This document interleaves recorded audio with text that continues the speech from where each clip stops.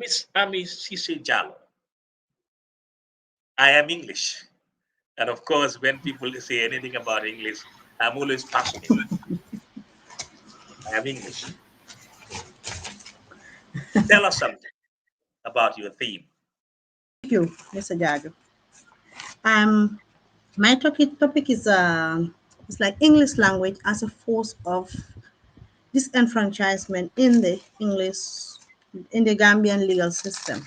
System, exactly. Yeah, my topic is basically talking about how the English language is limiting the participation of people in the political legal space in the political and the legal space in the Gambia. That how the English language is inhibiting our understanding and our interpretation of the laws of the Gambia. In essence, it's saying that, like, because our laws are drafted and written in the English language, the English language being maybe sometimes the second language for many Gambians, or the third language, or in some cases, some people are literally cannot understand, read or write the English language.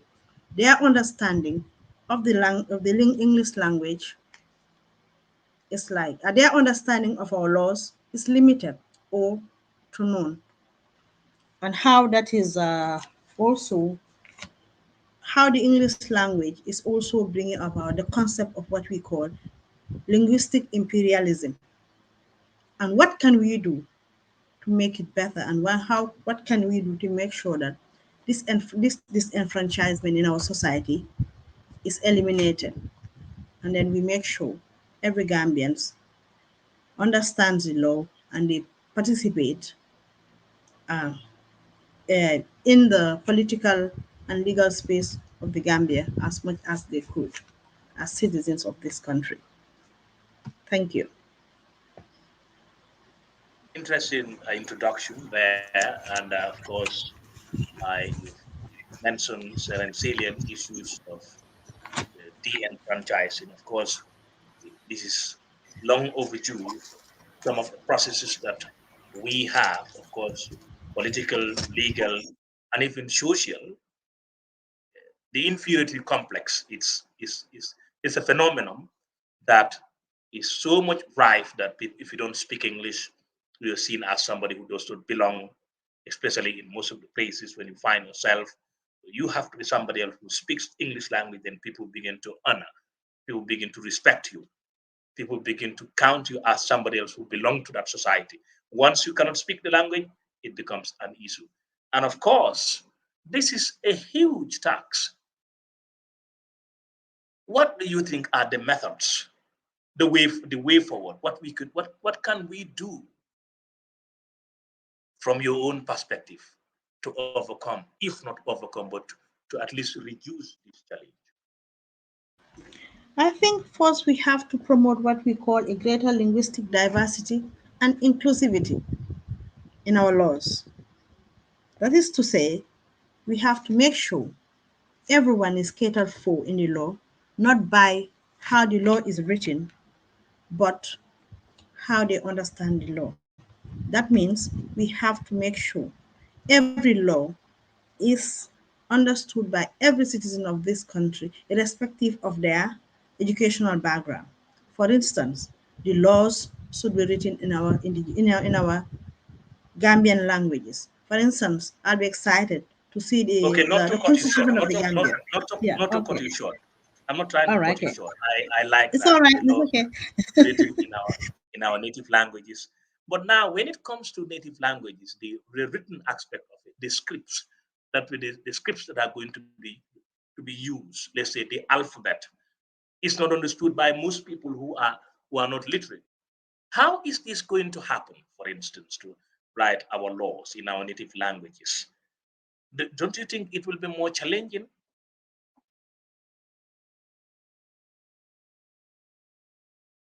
More interesting.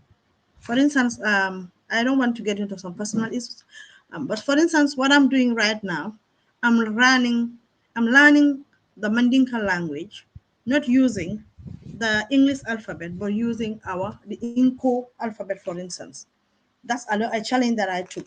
And I expect if we want to understand this thing, we'll have to find a way of making sure that either the constitutions, well, let me start with the constitution because it's the greatest, is the biggest law, is the main law of the country, is the grown. So it's like, for instance, we don't only have to interpret and write the the constitution in our local languages, but the constitution should also be interpreted to people for them to understand. And if you get where I'm trying to drive at, because it's like um Very well indeed. That is yeah, I quite agree yeah, with you, but it's yeah. it's really a daunting Mm. challenge. And of course, this requires a lot of resources, a lot of training, a lot of human capacitation. And it's yes, I quite agree with you that it's workable, but it's going to be very challenging. Challenging in the sense that you've mentioned of the inferiority complex. People have this linguistic inferiority complex, or the belief that once you speak English language, you are of high class. Once you don't speak English language, you belong to the low class. And some of these inferiority, it means we have to go back to the grassroots to sensitize the people, which is a huge task. And of course, the resources will to do that will be of great challenge. Yes, we can start it from somewhere, but do you foresee any impediment or anything that can really not make that possible? Do you foresee anything of that nature? One challenge that I foresee is sometimes, you see different local languages, for instance, trying to compete for dominance. That could be one challenge that we have faced Sorry, with. I want It's like I trying to remind get you. I want you to use well, national national language. language. Let me say yes. I say indigenous language. That's what I would say. I Very good. want to bring the example of what's happening in Zambia, for instance. In Zambia, for instance, they have what's it called the Hosa, the Zonga, and others. They have more than 50 languages. Unlike the Gambia, we have about 10, 11 national languages that people speak, generally speak in the homes, in the street, that people communicate in, for instance. It's like 7 languages were used as the modes through which will be used in the public office, and others felt like they are left out. For instance, when I heard about 3 languages being taught in school, for instance, the Fula, the Mandinka, and the Wolof, I'm kind of concerned about what happens to the other people whose languages are not taught in school. That's one challenge that we have to have. It's like the English language is one language that is taught everywhere, but you have to get like 10 languages to teach. That challenge, we have to know how to deal with that if we want to come up with this. That's one challenge that I really think of. And also the other challenge also is resources. We have very limited resources. And then to try to start this from the grassroots level, it doesn't only require human commitment, it also requires the commitment of resources. And that's where the resource holders, for instance, the government, we have to have the political commitment to make sure we make this a success. Because it's like the English language is the teaching of English language in school, and also the use of English language in our laws is limiting a lot of things. For instance, people cognitive abilities are very limited when it comes to English language. Some people never did well in school because of the fact that they are taught in a language that they are not able to deal with properly. And also the science, maths, communications, for instance, telecommunications. If you want to deal with the local languages, you may find a lot of challenges. So it's like we have a lot of work to do if we want this to be a reality. Yeah. And we take an Thank you. example of Tanzania and other Southern African countries who were able to do, if not do away with English, but who were able to introduce a language called Swahili. And this language now is used as the medium of communication in most part of those countries. Yes, here our challenge is going to be identification and standardization. What I mean by identification, which language, which of these Gambian national languages can we use? Can we identify and standardize? That is something, like you rightly said, it must start somewhere from the grassroots, and of course, with great political commitment. But this challenge is bound to go on and on and on. As researchers, as people concerned with issues that has to do with language, especially from the political and the legal point of view, can you see any way, or do you think there is a possible shortcut that we can use to fast track things? Well, like for instance, you're talking about the use of Swahili as a lingua franca in East African countries. Swahili, for instance, is spoken in You call it Tanzania, lingua Kenya, franca, or whatever. again, yeah, You call it yeah, lingua or a franca, or national language of language. wider communication, language of Yeah, wider yeah, communication. Yeah. exactly. It's a language that is spoken in Rwanda, part of Rwanda. Even though Rwanda and Burundi they use what we call the Kenya Rwanda, but then Swahili is spoken in Kenya, Tanzania, Uganda, some parts of like those Eastern African countries. I think it took a lot of commitment because a language was chosen to be taught in the school from the grassroots level. I think we have to just be committed and start from the grassroots level. That's the number one challenge that we have to beat. And then get, for instance, in the Gambia, I don't know, or sometimes I think of like, which language do you use? Because sometimes it's not about um, the highest population being represented. Sometimes it's about the language that many people, more people understand. For instance, in the urban areas, for instance, I was born in the urban areas. I'm able to speak Wolof from the streets, even though Wolof is not my first language. But if you see someone in another part, Fula would be a language that everyone speaks. So this is where the challenge is. But I think it's possible. We just have to have first. It has to be a political commitment. We introduce them into the curriculum. That's what I think. Thank you. Yeah. In England, when before the introduction of the English language by the Germans, it was the Celtic language that was being spoken. And when the Germans came, they came, of course, four German tribes. I'm not going in depth into history, just a brief introduction.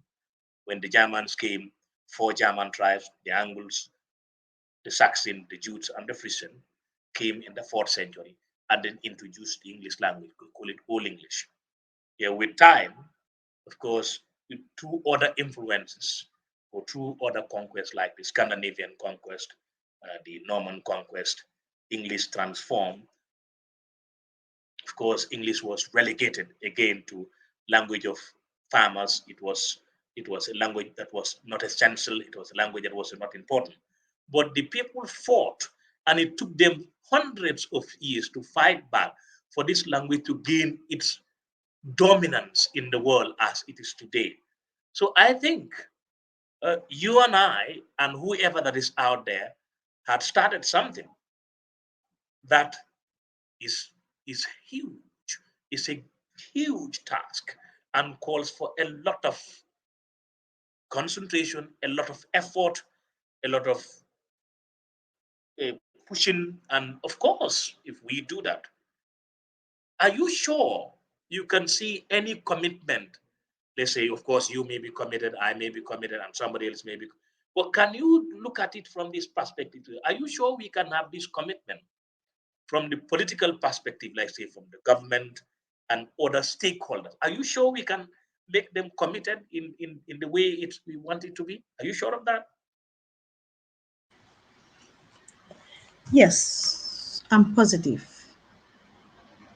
I'm positive that we can make I this like happen. positivity in you. I like that in you, and I'm also positive that way. But where Yeah. where where do we start from apart from the political landscape of or the political, let's say, if we are to, where do we start from apart from politicians? You would know one thing that for instance, the use of English language has permeated a lot of spheres in our socio-cultural economic space. For instance, English is not only a language that is spoken in parliament, it's not only a political language, it's even the language of commerce.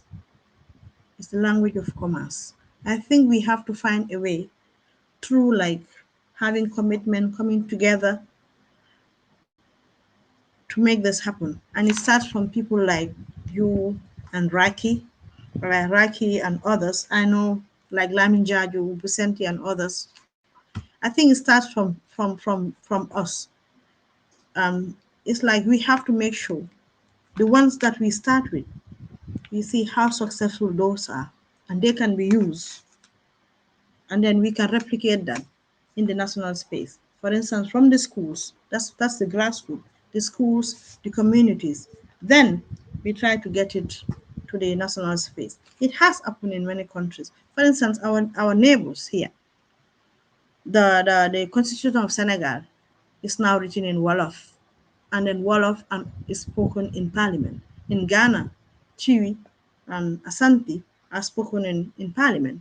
Same thing goes with Nigeria. Hausa, Igbo, and Yoruba are widely spoken in Parliament. So I think it's possible. We may have challenges, but they are not like challenges that we cannot overcome. Attitudinality is one of the issues, or one of the things Yeah, that we have to concentrate on.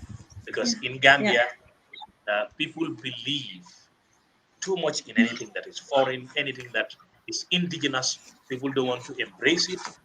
And yeah, we will start from somewhere. But the commitment, like That you is said, why I did. That's come why from, I referred to this. That's why I coined this term, linguistic imperialism. that's right. That's the thing that we have to. I quite Yes. agree with you. I quite agree with you. Just like we And now, fought imperialism, fought the colonial masters.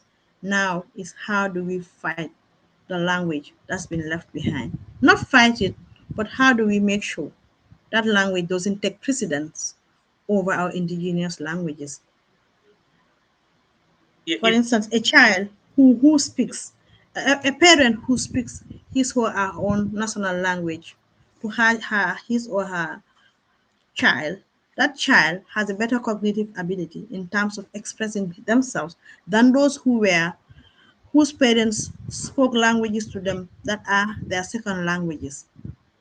So I think we have to just make sure we change our attitudes towards our languages and shatter this linguistic imperialism. thank Yeah.